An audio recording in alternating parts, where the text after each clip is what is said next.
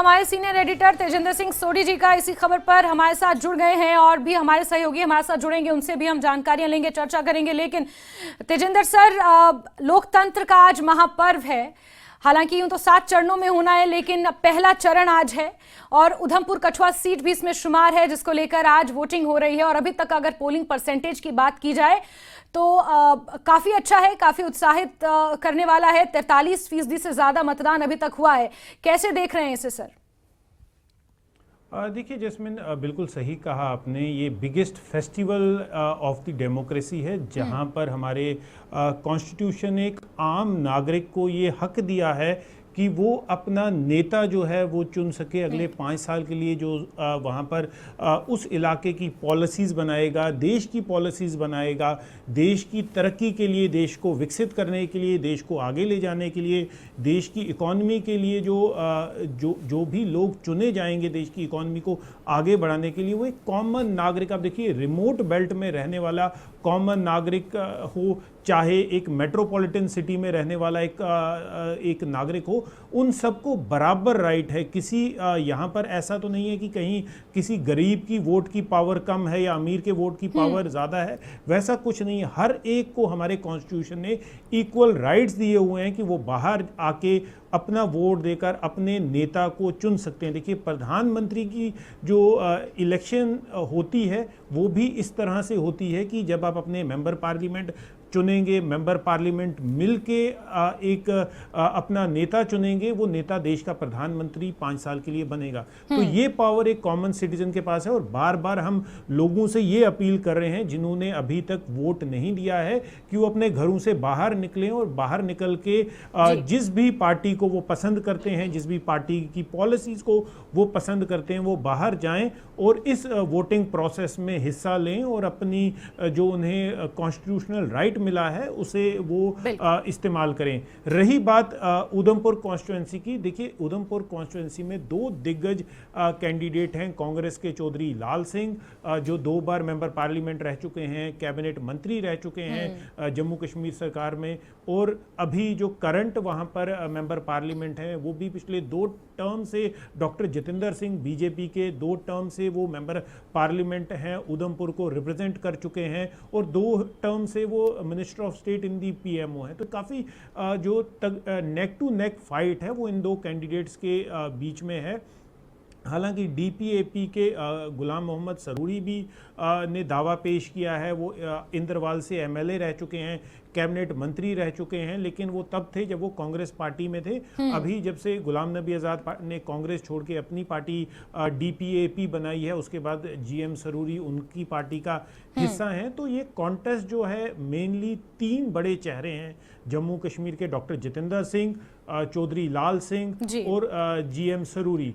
लेकिन आप जिस तरह हम ट्रेंड देख रहे हैं, 1 बजे तक जैस्मिन 43% लोग जो हैं वो जो एलिजिबल वोटर्स हैं वो बाहर आके अपनी वोट डाल चुके हैं। और हम उम्मीद करते हैं कि शाम के 6 बजे तक, जब तक ये पूरी प्रोसेस चलेगी, और भी लोग बाहर आएंगे, वोट डालेंगे। लेकिन ये उधमपुर वाली सीट है वो इसलिए इम्पॉर्टेंट है क्योंकि जम्मू कश्मीर के जितने भी पॉलिटिकल डायनेमिक्स हैं वो सारे सामने आ चुके हैं। आप देख लीजिए, इंडिया अलायंस बना, उन्होंने ये कहा कि वो एक कॉमन कैंडिडेट जो है वो खड़ा करेंगे, लेकिन इंडिया अलायंस के 2 पार्टनर जम्मू कश्मीर में नेशनल कॉन्फ्रेंस और पीडीपी, वो लोग कंसेंसस तक नहीं पहुंच पाए।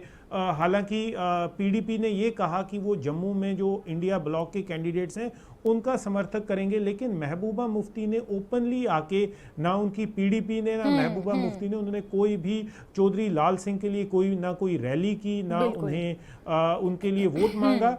मैं पहले भी जब विशाल से बात कर रहा था तो मैंने ये बताया कि महबूबा मुफ्ती के चीफ मिनिस्टर रहते हुए महबूबा मुफ्ती ने ही सेंटर पे प्रेशर डाला था चौधरी लाल सिंह को कैबिनेट से निकालने के लिए। तब महबूबा मुफ्ती के कैबिनेट का हिस्सा थे चौधरी लाल सिंह, और महबूबा मुफ्ती के प्रेशर की वजह से ही बीजेपी को चौधरी लाल सिंह और तब दूसरे जो बीजेपी के मंत्री थे चंद्र प्रकाश गंगा, इन दोनों का इस्तीफा लेना पड़ा था Rasana rape and murder case जो था उसके रहते हुए। तो महबूबा मुफ्ती ने कोई इनके लिए प्रचार नहीं किया। लेकिन दूसरी तरफ जब आप देखें, नेशनल कॉन्फ्रेंस जो फिर से आईएनडीआई ब्लॉक का हिस्सा है, उसके दो सीनियर लीडर दोनों फॉर्मर चीफ मिनिस्टर, चाहे वो उमर अब्दुल्ला हों चाहे फारूकुल्ला हों, वो पिछले कई दिनों से जब कैंपेनिंग चल रही थी तो उन्होंने डेरा जमा के रखा था चिनाब बेल्ट में, डोडा, किश्तवाड़, भदरवा, रामबन। यहाँ पर आके उन्होंने जो कांग्रेस कैंडिडेट हैं, इंडिया ब्लॉक के कैंडिडेट हैं, उनके लिए वोट मांगा। दूसरी तरफ डॉक्टर जितेंद्र सिंह के लिए प्रधानमंत्री नरेंद्र मोदी ने खुद रैली को संबोधित किया। Union home minister Amit Shah Jammu में आए, उन्होंने रैली संबोधित की। योगी आदित्यनाथ जो उत्तर प्रदेश के चीफ मिनिस्टर हैं वो आए। यहाँ पर राजनाथ सिंह देश के रक्षा मंत्री, उन्होंने आके रैली की। तो कहीं ना कहीं जो बीजेपी की जितनी भी टॉप लीडरशिप है, right from prime minister Narendra Modi, वो अपने कैंडिडेट के लिए यहाँ पर आके उन्होंने लोगों से वोट मांगा है। तो अब लोग किसको वोट करेंगे, किसके, क्या एंटी इनकम्बेंसी एक रोल प्ले करेगी, क्या लोग इसी रजीम को कंटिन्यू करेंगे? देखिए ये सारा जो नतीजा है वो 4 तारीख को जब वोट काउंटिंग होगी तो 4 जून को सब पता चल जाएगा। लेकिन सबसे इम्पॉर्टेंट और दिलचस्प बात यह है कि लोग भारी मात्रा में बाहर आ रहे हैं, लोगों को अपनी एक वोट की अहमियत का पता चल चुका है और वो बाहर आके इस पोल प्रोसेस में हिस्सा ले रहे हैं। ये एक एनकरेजिंग साइन है। बिल्कुल बिल्कुल। इस बीच हमारे साथ पॉलिटिकल एनालिस्ट के तौर पर राशि बख्शी जी भी जुड़ गई हैं। राशि जी, मैं बहुत स्वागत करती हूं आपका, और मेरे सहयोगी समीर भी मेरे साथ जुड़े हुए हैं। समीर, मैं आपका भी रुख करूंगी, लेकिन मैं राशि जी आपसे सवाल लेना चाहूंगी। इस मुकाबले को किस तरह से आप देख रहे हैं?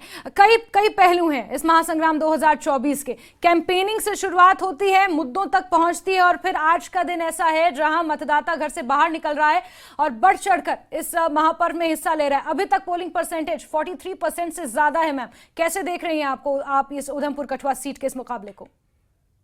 पहले तो बहुत बहुत शुक्रिया आपका कि आपने अपने चैनल पर मुझे बोलने का और मुझे निमंत्रण भी दिया है। यहाँ पर तेजिंदर जी का भी बहुत शुक्रिया, उनसे बातचीत भी होती रहती है। लेकिन फिलहाल अगर उधमपुर की बात करें, सबसे अच्छी बात जो इस समय नजर आ रही है कि जम्मू कश्मीर के इस इलाके में, जहाँ की मैं चूंकि नेशनली भी एक पर्सपेक्टिव है, मैं बहुत जगह मेरी बात हो रही है, 43% इस वक्त परसेंटेज होना, और इतने सारे लोगों का इस तरह के वेदर में भी, क्योंकि बाहरी तौर पर तो सेंट्रल इंडिया, नॉर्थ इंडिया में देखें बहुत सारी धूप है, बहुत ही कम लोग इक्का दुक्का नजर आ रहे हैं। वहां इतनी अच्छी भीड़ और इतने अच्छे उत्साह के साथ जिस तरह से लोग वोटिंग करने आए हैं, वो देखकर बहुत ही अच्छा लग रहा है। अच्छा इसलिए लग रहा है कि वहां जम्मू कश्मीर में डेमोक्रेसी के लिए, लोकतंत्र के लिए लोगों के लिए मन में इतना उत्साह है। I think that's a very encouraging sign, very very encouraging sign. 2-3 चीजें और की, जिस तरह से पिंक बूथ बनाए गए हैं महिलाओं के लिए स्पेशली, और मुझे लग रहा है कि महिलाएं भी काफी बढ़ चढ़ कर हिस्सा ले रही हैं, काफी इंटरेस्ट दिखाया उन्होंने। कैंपेनिंग में जब मैं विजुअल्स देख रही थी तो देखा कि उनकी काफी संख्या में वो आ रही थी। ये भी एक बहुत अच्छा साइन है कि जो हम इंक्लूजन की बात करते हैं, विमेन एम्पावरमेंट की बात करते हैं, तो महिलाएं आ रही हैं। फर्स्ट टाइम वोटर्स, मैंने अभी एक ट्वीट देखा एक लड़की का जो फर्स्ट टाइम वोटर है, वो बता रही थी कि किस तरह से उसे क्या चाहिए। तो स्थानीय मुद्दों की उसने बात की, एजुकेशन की बात की। तो फर्स्ट टाइम वोटर्स भी यहाँ पर किस तरह से रुचि रख रहे हैं। So we are talking about, जिसको कहते हैं नया जम्मू एंड कश्मीर। और यहीं पे मैं यहाँ पर बात लाऊंगी ब्रांड मोदी जी की, जो बार बार अपने हर एक भाषण में, हर एक पर्सपेक्टिव में ये बात को आगे रखते हैं कि एक नए आधुनिक जम्मू कश्मीर, जिसमें कि हर वो चीज हो जो किसी भी और शहर से, किसी भी और क्षेत्र से अलग ना दिखे या नीचे ना दिखे, या बिल्कुल एक जिसको कहते हैं कि प्रोग्रेस की तरफ, ग्रोथ की तरफ आगे जाता हुआ दिखे। वो जो नैरेटिव है, वो जो डेवलपमेंट का नैरेटिव है, वो बहुत मुझे लगता है कि एक रुख अच्छा दिखाई दे रहा है वहां पर, क्योंकि लोगों की भी रुचि उसमें बहुत ज्यादा, the aspiration and needs of people which comes across as a very very vibrant element this time। बिल्कुल राकेश जी, लेकिन इसमें तमाम पहलू हैं। एक पहलू जिस तरह से आपने कहा कि अनुच्छेद 370 के हटने के बाद ये एक बड़ा चुनाव है, और प्रधानमंत्री नरेंद्र मोदी अपने आप में, क्योंकि एक ब्रांड वैल्यू है उनकी, और जिस तरह से जम्मू कश्मीर को वो देखते हैं, और जो विकास की धारा यहाँ पर बह रही है, इसमें कोई दो राय नहीं है कि बहुत बड़े बड़े इंस्टीट्यूट यहाँ पर खुले हैं, और जिस तरह से विकास हुआ है, तस्वीर बदली है, इसे कहने में मुझे कोई गुरेज नहीं है।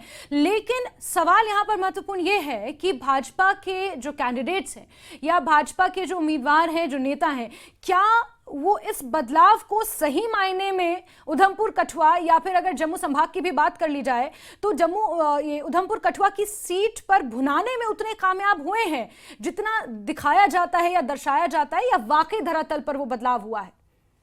देखिए इसके लिए तो हमें 4 जून का ही इंतजार करना होगा, लेकिन जहां तक लोगों की बात है, एक तो हो गई काम करने की बात, और दूसरे जैसा आप कह रही हैं कि लोगों ने फिर उसको किस तरह से देखा है। तो बहुत लोग अब बहुत सजग हैं, लोग अब अपनी चीजों को बिल्कुल चाहते हैं, अपने हक और हुकूक को चाहते हैं।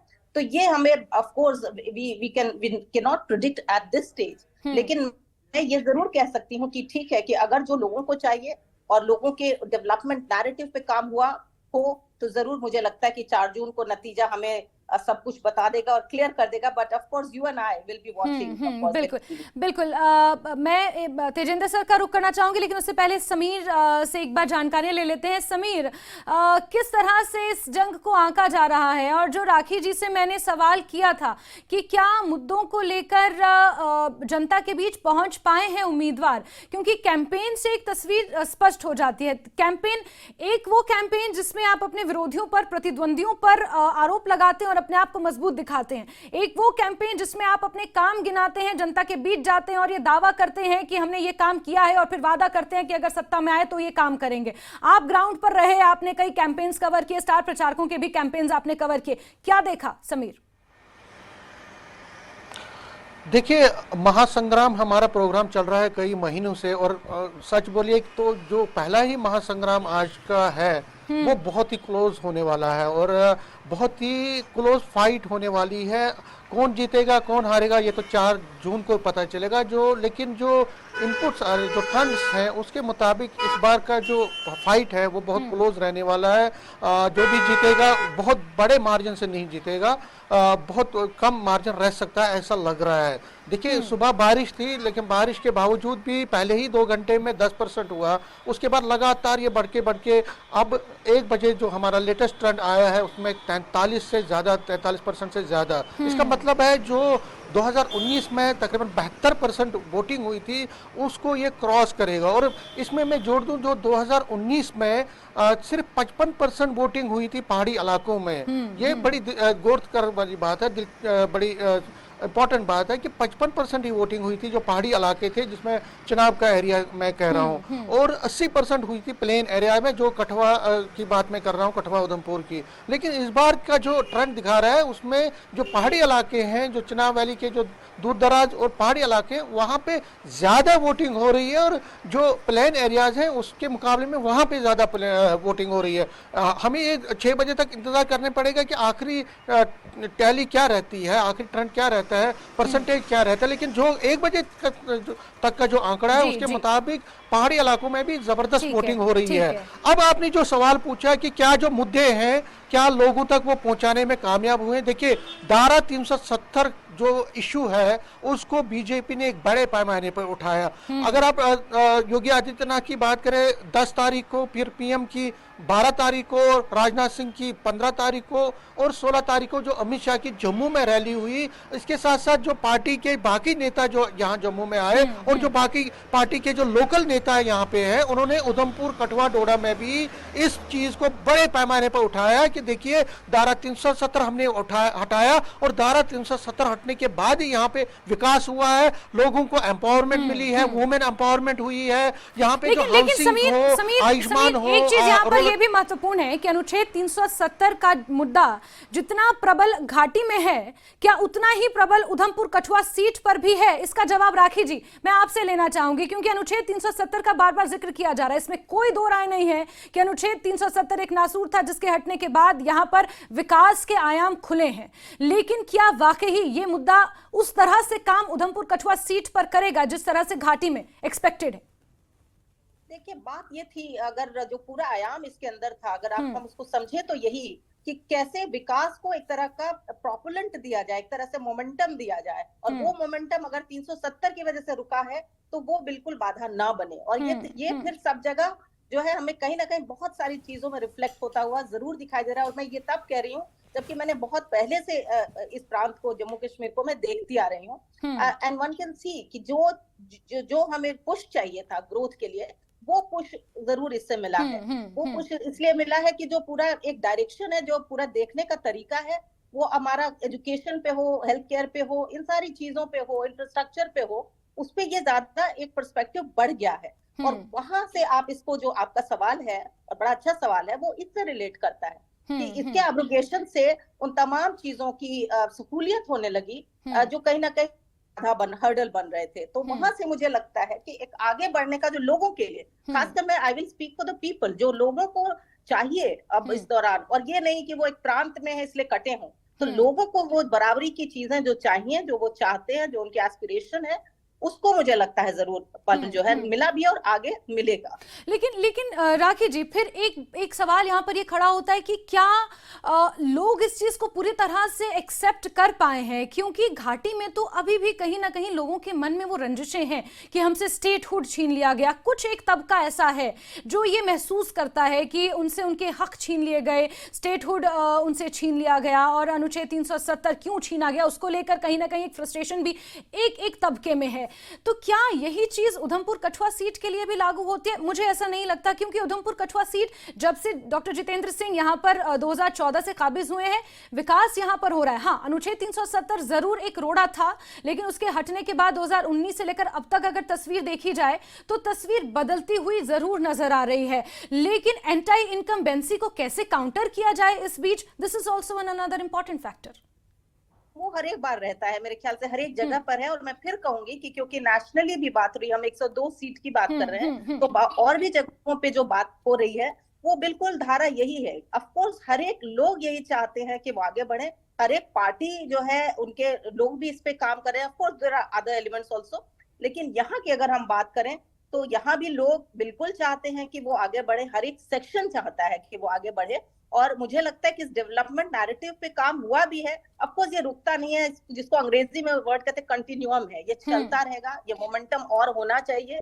और मुझे लगता है कि ये काफी समझदार यहाँ की जनता और लोग हैं, तो वो इस तरह से देखकर ही उस चीज को समझ कर ही अपना रास्ता अख्तियार करेंगे। लेकिन अच्छी बात फिर मैं कहूंगी ये है कि जो परसेंटेज है इस वक्त और आगे भी बढ़े, अच्छा लोग पार्टिसिपेट करें, ये भी अपने आप में अच्छा संकेत है। बिल्कुल, यानी कि लोग अवेयर हैं, वो चाहते हैं कि विकास वो चाहते हैं, कहीं ना कहीं एम्प्लॉयमेंट वो चाहते हैं, क्योंकि जितने युवाओं से भी हमारे सहयोगी ग्राउंड पर मौजूद हैं, बात कर रहे हैं फर्स्ट टाइम वोटर से भी, युवाओं से भी, तो उनका यही कहना है कि अपने लोकतंत्र को और मजबूत करने के लिए घर से बाहर निकले हैं और आज उसी के लिए, उसी सोच के साथ वोट कर। मेरे साथ तमाम मेहमान जुड़े हुए हैं। मेरे सीनियर एडिटर तेजिंदर सिंह सोडी जी जुड़े हैं, राखी बख्शी जी पॉलिटिकल एनालिस्ट हैं हमारे साथ जुड़ी हैं, मेरे सहयोगी समीर भी मेरे साथ जुड़े हैं। तेजिंदर सर, मेरा सवाल आपसे है कि अगर उधमपुर की इस जंग को देखा जाए, जितेंद्र सिंह मुख्य मुकाबला है डॉक्टर जितेंद्र सिंह वर्सेस चौधरी लाल सिंह में, जहां जितेंद्र सिंह 10 साल से मौजूदा समय में सांसद हैं, बहुत सारे काम उनके पास गिनाने के लिए हैं, जनता को ये बताने के लिए हैं कि उन्होंने 10 सालों में क्या किया है और आगे आने वाले समय में अगर उन्हें मौका मिलता है तो क्या करेंगे।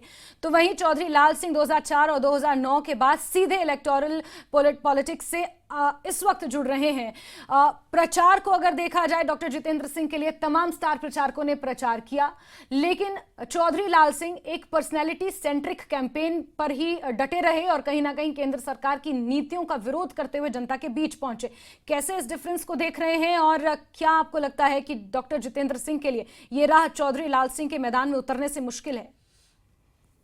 देखिए जैस्मिन, जैसे अभी मेरे सहयोगी समीर भट्ट भी इस चीज़ को बता रहे थे कि इस बार जो भी रिज़ल्ट होगा काफ़ी टफ फाइट रहेगी। देखिए चौधरी लाल सिंह कुछ मुद्दों को लेकर आए हुए हैं, हालांकि वो जो पार्लियामेंट्री इलेक्शन से लास्ट टाइम वो लड़े थे जब उन्हें 2009 में, उसके बाद इशू ये हुआ कि उनका जो अंदर की बात थी कि वो बेशक कांग्रेस में थे, लेकिन 2014 में उन्हें टिकट डिनाई कर दिया गया था बिकॉज उनके डिफरेंसेस थे गुलाम नबी आज़ाद के साथ। तो गुलाम नबी आज़ाद ने खुद कॉन्टेस्ट किया था, तो लेकिन तब doctor Jitendra Singh emerged as a giant slayer, जिसे हम कहते हैं कि डॉक्टर जितेंद्र सिंह उस वक्त ये नहीं सोचा जा रहा था कि गुलाम नबी आज़ाद जो इतने कद्दावर नेता हैं, जो चीफ मिनिस्टर रह चुके हैं जम्मू कश्मीर के, डॉक्टर जितेंद्र सिंह पहली बार किसी मेजर इलेक्शन में हिस्सा ले रहे थे, लेकिन डॉक्टर जितेंद्र सिंह ने एक काफ़ी बड़ा उल्ट फेर किया जम्मू कश्मीर में और गुलाम नबी आज़ाद को एक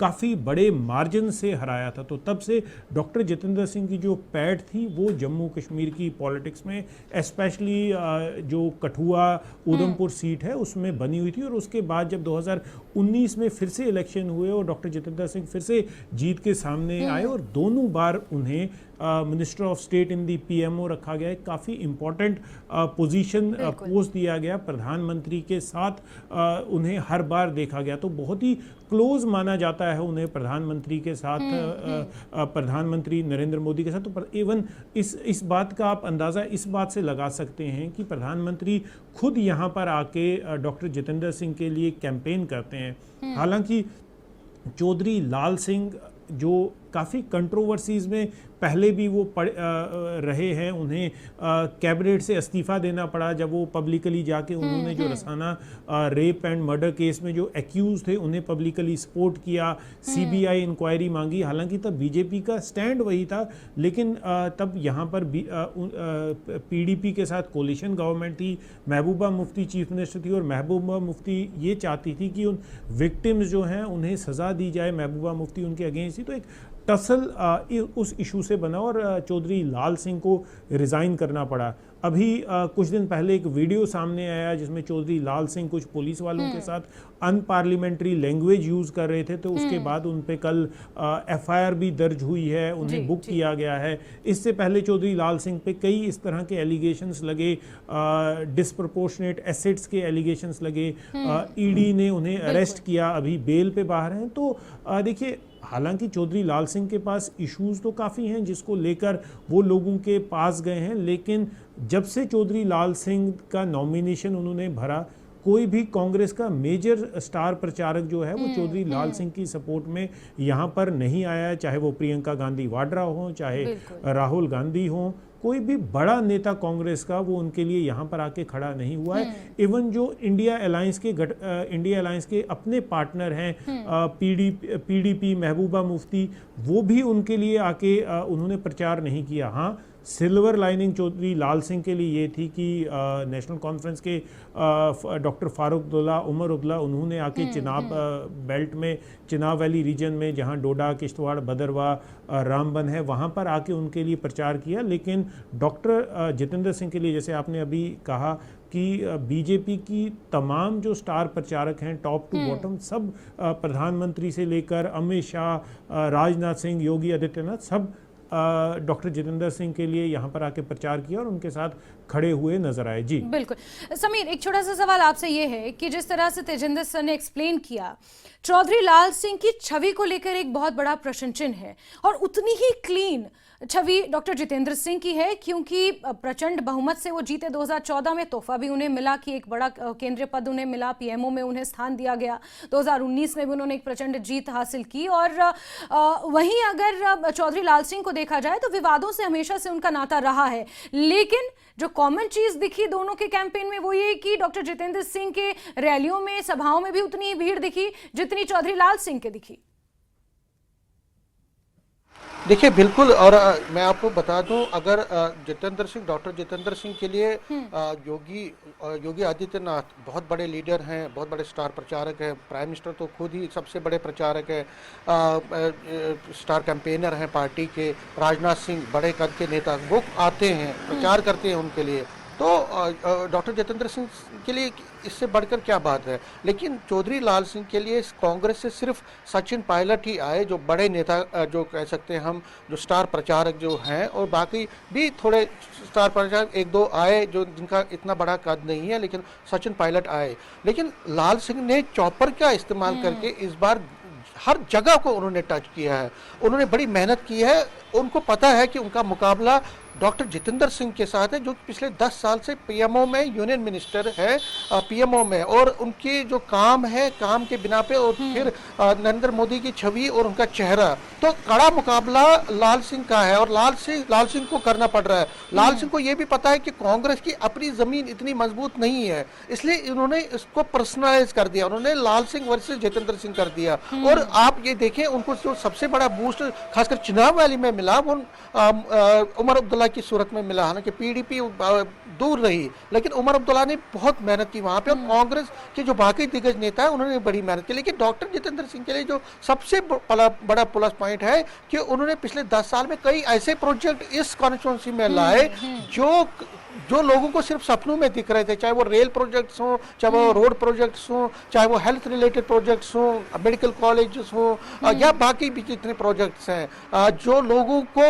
बेनिफिट कर रहे हैं। और अगर आप चिनाब वैली में देखें, वहाँ से जो फीडबैक आ रहा है वो कह रहे हैं कि जो रोड यहाँ पे हमें मिले हैं वो पहले कभी नहीं थे, जो रोड यहाँ पे बने हैं, जो यहाँ पे डेवलपमेंट हुई है। तो क्या डेवलपमेंट का जो नैरेटिव लेकर डॉक्टर जितेंद्र सिंह आगे बढ़े हैं, प्राइम मिनिस्टर की जो स्कीम्स हैं, वेलफेयर स्कीम है, चाहे आयुष्मान हो, housing for all, free ration, free बाकी जो फैसिलिटीज वुमेन के लिए जो स्कीम्स हैं, क्या उस आधार पे वो चुनाव जीतते हैं या लाल सिंह कोई खेला करते हैं, वो तो 4 जून को पता चलेगा। लेकिन दोनों बहुत ही कांटे के मुकाबले में है और जम के दोनों ने अपनी कैंपेनिंग की लगातार।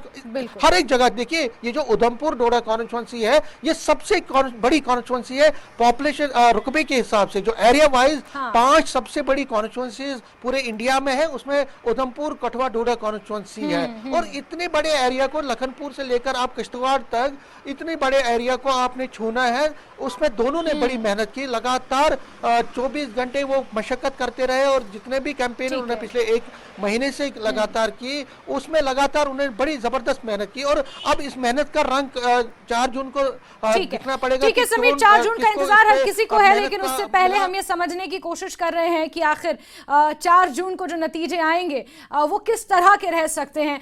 राखी मैम, आपसे मैं ये जानना चाहूंगी, क्योंकि डॉक्टर जितेंद्र सिंह 10 साल से सांसद हैं, उनकी करीबियां प्रधानमंत्री नरेंद्र मोदी से, उनकी पकड़ भाजपा संगठन में, उनकी पकड़ जिस तरह से उन्होंने काम किए हैं और वो जानते हैं, वो समझते हैं, लखनपुर से लेकर किश्तवाड़ तक, क्योंकि 10 साल से सांसद हैं तो जाहिर से बात है कि हर एक जगह का लेखा जोखा उनके पास होगा। क्या इस चीज का फायदा डॉक्टर जितेंद्र सिंह को इस बार भी मिलेगा, या फिर चौधरी लाल सिंह जितने मुखर होकर भाजपा और केंद्र सरकार की नीतियों के खिलाफ जनता के बीच जा रहे थे, उसका कहीं ना कहीं नुकसान या खामियाजा भी भुगतना पड़ सकता है? मैं मेरा जो अपना अनुभव भी है और उसी पर मैं बात करूंगी कि यहाँ भी अगर आप बात करें प्रत्याशियों की, तो अगर आप डॉक्टर जितेंद्र सिंह की बात करें तो फिर वही बात, अभी जो जैसा समीर बता रहे थे कि जो डेवलपमेंट प्रोजेक्ट्स यहाँ के लोगों को चाहिए, उन डेवलपमेंट प्रोजेक्ट्स पे काम जो है वो रिफ्लेक्ट करेगा कि फिर लोग कैसे उसको देखते हैं और आते हैं। तो डेवलपमेंट की जहां तक बात है और इन सारे प्रोजेक्ट्स की बात है जो कि इंफ्रास्ट्रक्चर से जुड़ा हो या एजुकेशन से जुड़ा हो, हेल्थ केयर से जुड़ा हो, इन पे जो काम है, जैसा कि मैं बार बार कर रही हूँ, और ये एक नेशनल इस वक्त पर्सपेक्टिव मुझे नजर दिखाई दे रहा है कि लोगों को ये चाहिए कि अल्टीमेटली अपने लिए वो ये सब किसके द्वारा हासिल कर सकते हैं। और इस नजर से अगर देखा जाए तो जो 10 साल का अनुभव है, कौन किस तरह से करता है ये अलग बात है, लेकिन कौन क्या करता है, व्हाट वन डिलीवर्स, वो मुझे लगता है कि ज्यादा मायने रखेगा। तो मैं यही कहूंगी कि जो जनता है वो भी समझदार है और जनता जानती है कि जो हमें आगे की तरफ ले जाएगा, जिससे हमारी आवाज आगे तक जा सके, वो उसको, मुझे लगता है सिर्फ यहाँ ही नहीं, उधमपुर में तो जरूर, लेकिन और भी जगहों पर भी यही देखा जा रहा है। तो मैं सोचती हूँ कि इसको लेकर ही हम अपने भी डायरेक्शन को आगे रखें, क्योंकि हम सब, आप और हम सब कोई इंतजार ही कर रहे हैं। बिल्कुल, लेकिन राखी जी, एक चीज मुद्दों को लेकर बड़ी असमंजस की स्थिति रहती है, क्योंकि उधमपुर, कठुआ, डोडा, किश्तवाड़, इसमें सिर्फ मैदानी इलाके ही नहीं बल्कि पहाड़ी इलाके भी शामिल हैं। पहाड़ी इलाकों की तस्वीर आज ऐसी है कि बहुत से ऐसे गांव हैं जहां पर ज्योग्राफिकली भी पॉसिबल नहीं है, टोपोग्राफी क्योंकि उस तरह की है, तो सड़कें बनाना या मूलभूत सुविधाएं इतनी आसानी से वहां पहुंच सकें, वो इतना आसान किसी भी राजनीतिक पार्टी के लिए नहीं है। वो एक, मैं सिर्फ भाजपा या कांग्रेस की बात नहीं कर रही, वो एक, क्योंकि टोपोग्राफी ही वैसी है, ज्योग्राफी ही वैसी है, तो इतना आसान नहीं है।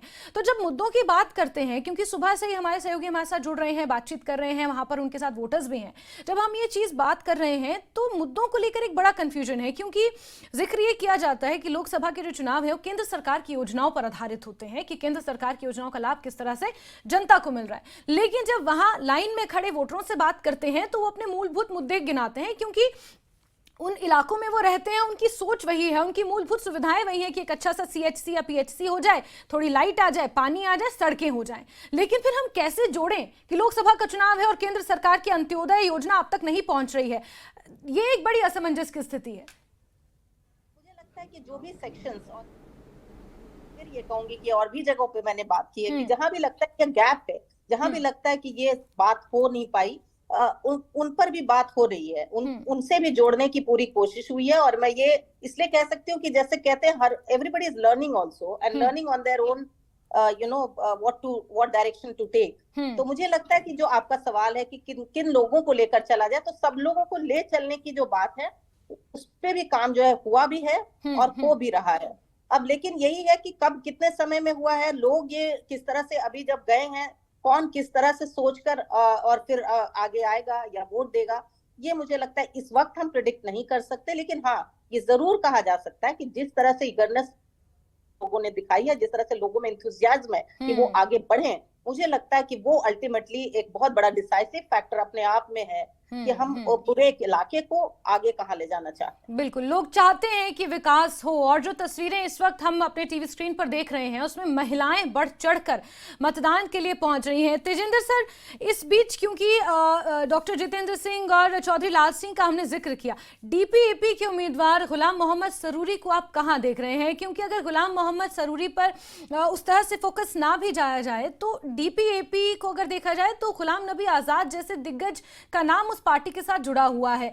क्या ये एक डिसाइसिव फैक्टर रह सकता है, या फिर डीपीएपी की उतनी ज्यादा मौजूदगी उधमपुर कठुआ सीट पर एहसास नहीं हो रहा है उसका?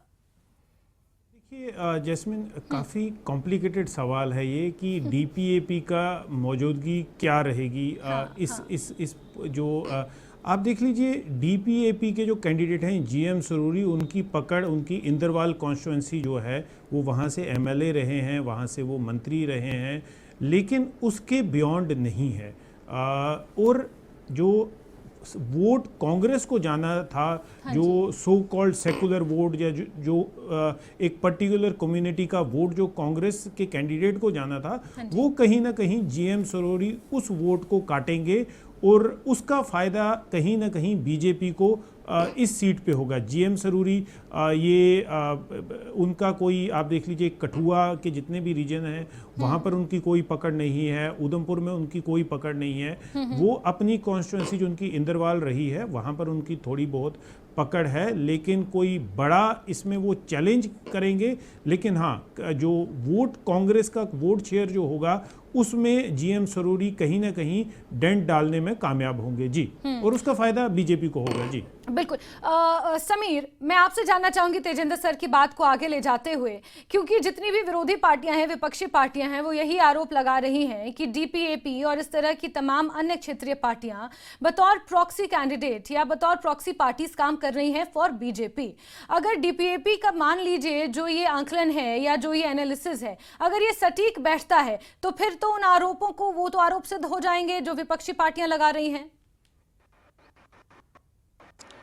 देखिए, अपोजिशन पार्टी लगातार जब से यहाँ पे पार्टीज जैसे डीपीएपी बनी है, अपनी पार्टी है, पीपल्स कॉन्फ्रेंस तो बहुत पुरानी है, लेकिन पीपल्स कॉन्फ्रेंस के सज्जाद नून बारामूला से चुनाव लड़ रहे हैं और वहां से बीजेपी का कोई कैंडिडेट नहीं है। अपनी पार्टी का कैंडिडेट मोहम्मद अशरफ मीर श्रीनगर से चुनाव लड़ रहे हैं, वहां बीजेपी का कोई कैंडिडेट नहीं है। और अनंतनाग सीट, देखिए अनंतनाग सीट पे लग रहा था कि बीजेपी अपना कैंडिडेट उठाएगी, लेकिन वहां पे डीपीएपी के कैंडिडेट चुनाव लड़ रहे हैं और बीजेपी का कोई कैंडिडेट नहीं है। और अमित शाह क्या बोल पड़े यहाँ पे रैली में? अमित शाह ने कहा, मैं अपने वर्करों को कह रहा हूँ कि किसी को भी वोट डालो, मगर वो वोट बीजेपी के वर्कर जो है वो डालें, मगर वो कांग्रेस, नेशनल कॉन्फ्रेंस और पीडीपी को नहीं जाना चाहिए वैली में। इनके बगैर आप किसी को भी वोट डालिए।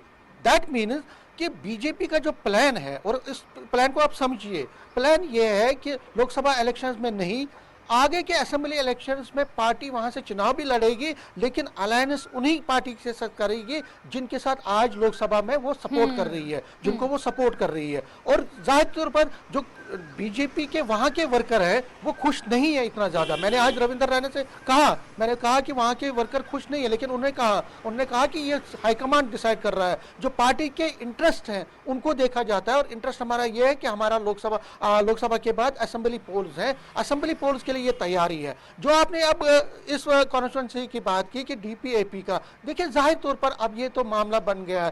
देखिए गुलाम नबी आजाद हट गए, ठीक है, गुलाम नबी आजाद की अपनी वजूहत थी, वो ये कह रहे हैं कि मुझे चुनाव वैली के लोगों का प्रेशर था, जो भी था, लेकिन जो बीजेपी का अपना प्लान है, प्लान ABCD जिसको हम कहेंगे, जो प्लान बिहाइंड द सीन है वो ये है कि बीजेपी जम्मू रीजन में अपनी पूरी कंसंट्रेशन कर रही है और कश्मीर वैली में अपनी कंसंट्रेशन तो है ही, लेकिन उनके साथ लाइक माइंडेड लोगों को भी आगे चलाना चाहती है, क्योंकि उसको पता है कि आगे क्या जो चैलेंज है लोग असेंबली का, उसमें नेशनल कॉन्फ्रेंस का बड़ा चैलेंज रहने वाला है। कांग्रेस और PDP भी उसके लिए एक बहुत बड़ा चैलेंज रहेगा, न सिर्फ वैली में बल्कि चुनाव जैसे एरिया में, पीर पंचाल एरिया में और जम्मू में कांग्रेस का रहेगा। तो बीजेपी फूंक फूंक के कदम उठा रही है और बीजेपी चाहती है कि ज्यादा से ज्यादा पार्टी उसके अलायंस में आ जाए, और उन्होंने ये एक्सपेरिमेंट यहाँ नहीं किया। यहाँ देखिए यूपी में उन्होंने छोटी छोटी पार्टियों के साथ अलायंस किया है, उन्होंने जो बाकी जगहों पे जहाँ पे उनको लगता है कि आप देखिए महाराष्ट्र में उन्होंने शिंदे ग्रुप के साथ किया है, जो अजीत पवार के साथ किया है, इसी तरह से बिहार में उन्होंने नीतीश कुमार के साथ। तो यहाँ पे भी उनको एक अलायंस की जरूरत थी, और खासकर कश्मीर वैली में जहाँ पे उनको ज्यादा वोट नहीं मिल रहे थे, तो उन्होंने अलायंस किया है वहाँ पे। ये अब छुपी हुई बात नहीं है। लेकिन बड़ा सवाल ये है कि गुलाम नबी आजाद के पैर पीछे खींच लेने से DPAP के भविष्य पर एक बहुत बड़ा प्रश्न चिन्ह है, और क्योंकि जब गुलाम नबी आजाद इस तरह से मिली जुली प्रतिक्रियाएं देते हैं, कभी एक बार कहते हैं कि उनकी मंशा नहीं थी अनंतनाग राजौरी सीट से चुनाव लड़ने की, जबरदस्ती उन्हें धकेल दिया गया, फिर दूसरे बयान में वो कहते हैं कि उन्हीं की मर्जी चलती है, उन्हीं की मर्जी के बिना कुछ नहीं होता। तो जब तक गुलाम नबी आजाद का एक सॉलिड फुट नहीं रहेगा पार्टी में, तब तक इस तरह के जो कयास हैं DPAP को लेकर लगते रहेंगे। इसी के साथ समीर, आप लगातार प्लीज बने रहे हमारे साथ। तेजिंदर सर हमारे साथ बने हुए हैं, और राखी बख्शी जी पॉलिटिकल एनालिस्ट है, हमारे साथ लगातार बनी हुई है। और हम बात करें उधमपुर कठुआ सीट पर जिस तरह से आज मतदान हो रहा है, किस तरह से समीकरण बैठ सकते हैं, लोग घरों से बाहर निकल रहे हैं विकास के लिए, बदलाव के लिए, और तमाम मुद्दों को नजर में रखते हुए अपने मताधिकार का इस्तेमाल कर रहे हैं। वक्त एक बहुत छोटे